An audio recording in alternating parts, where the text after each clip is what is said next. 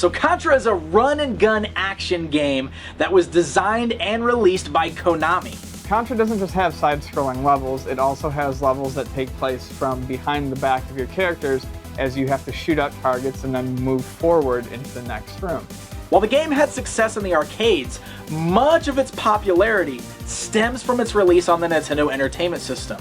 The arcade version was built with a more vertical screen, and I believe this was to accommodate what they probably saw as a draw, which were the more vertical levels in the game.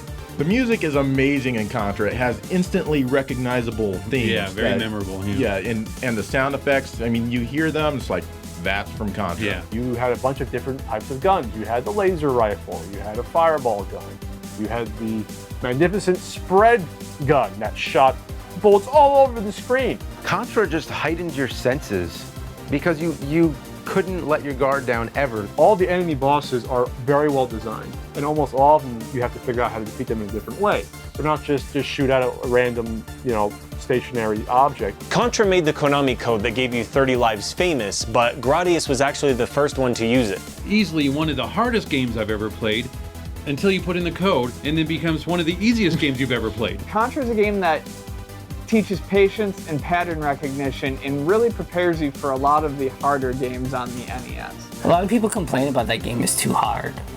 I don't think it's too hard. I've only beaten Contra a few times, and I've never been able to do it without the code. I know it's pathetic. The Famicom version had a lot more animation in the backgrounds, like the trees blowing in the breeze, the snow falling. It had extra cut scenes. Yep. Much of the game's popularity actually stems from the fact that you can have two players on screen simultaneously running and gunning.